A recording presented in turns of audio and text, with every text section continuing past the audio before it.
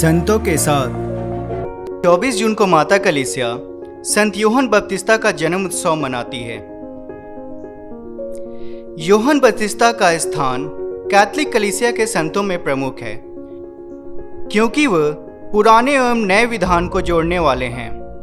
माता मरियम और यीशु क्रिस्त के अलावा यही एक इकलौते ऐसे संत हैं जिनका जन्म दिवस कैथोलिक कलीसिया मनाती है। यूहन्ना बपतिस्ता का जन्म यीशु के जन्म के ठीक 6 महीने पहले 24 जून को मनाया जाता है।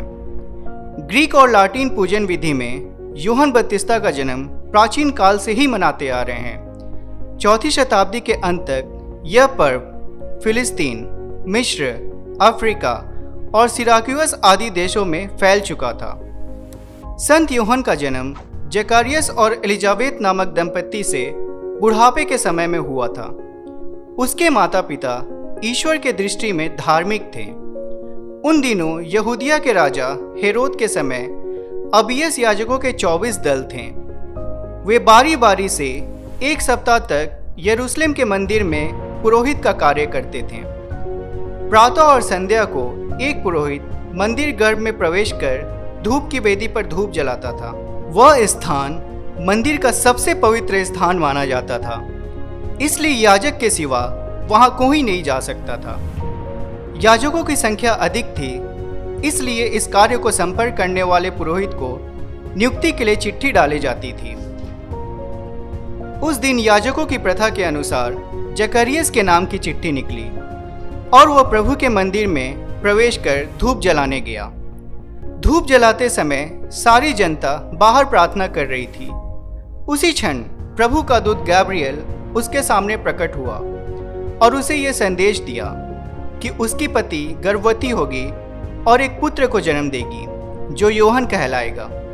किंतु जकरियस को स्वर्गदूत के संदेश का जरा भी विश्वास नहीं हुआ, क्योंकि वो और उसकी पत्नी दोनों बूढ़े हो चुके थे। चूंकि उसने इस संदेश पर विश्वास नहीं किया, इसलिए यूहन्ना के जन्म तक वह गूंगा बना रहा। कुछ समय बाद उसकी पत्नी सच में गर्भवती हो गई और समय पूरा हो जाने पर उसने एक पुत्र को जन्म दिया।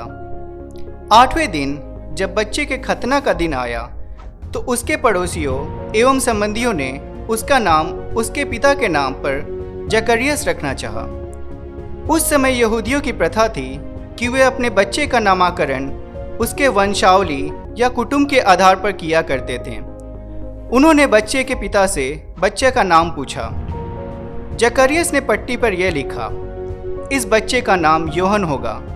और उसी क्षण उसके मुंह और जीभ के बंधन खुल गए और वो फिर से बोलने लगा। यूहन्ना अपनी माता के गर्भ में ही पवित्र आत्मा से परिपूर्ण था। यूहन्ना का शाब्दिक अर्थ है ईश्वर दयालु है। संत मार्कुस अपने सुसमाचार का प्रारंभ यूहन्ना बपतिस्ता के उपदेश से ही करते हैं। वह निर्जन प्रदेश में लोगों को उपदेश देता और बपतिस्मा दिया करता था। उसके पास सारी यहूदिया और यरूशलेम के लोग आते थे और पाप स्वीकार करते हुए यरदन नदी में उससे बपतिस्मा ग्रहण करते थे। संत मार्कुस के अनुसार वह ऊंट के रोंों का कपड़ा पहनता था और कमर में चमड़े का पट्टा बांधे रहता था। उसका भोजन टिड्डियां और वन का मधु था। संत यूहन्ना बपतिस्ता के जन्म के ठीक 6 महीने बाद हम यीशु क्रिस्त का जन्म दिवस मनाते हैं, यह दिखाने के लिए कि यूहन्ना ने यीशु के आने का मार्ग तैयार किया है।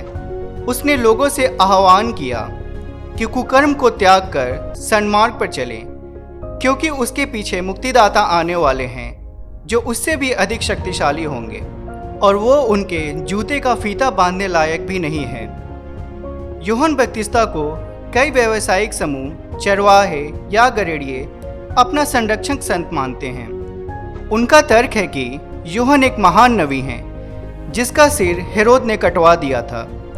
दर्जी एवं चमड़े के काम करने वाले चमार या मोची भी उन्हें अपना संरक्षक संत मानते हैं, क्योंकि वह ऊंट के रोंों का कपड़ा और कमर में चमड़े का पट्टा बांधे रहता था।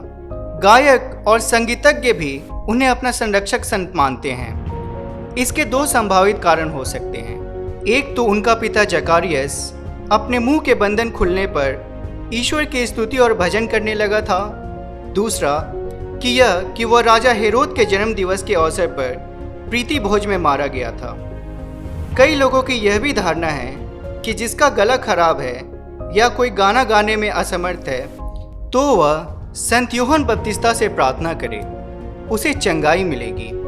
हमारी भी कई मनोकामनाएं एवं आशाएं हैं जो कभी पूरा होते हुए दिखाई नहीं देती। ऐसे समय में हमें कभी निराश या हताश नहीं होना चाहिए। चूंकि हम ईश्वर के प्रिय पुत्र पुत्रियां हैं तो हमें ईश्वर पर विश्वास, भरोसा और आशा बरकरार रखनी चाहिए। जिसने हमें अपना नाम लेकर माता के गर्भ से ही बुला लिया है वह हमारे धैर्य की प्रतीक्षा लेता है और अंत में हमारी सारी प्रार्थनाएं सुन लेता है। हे संत यूहन्ना बपतिस्ता, हमारे लिए प्रार्थना कर।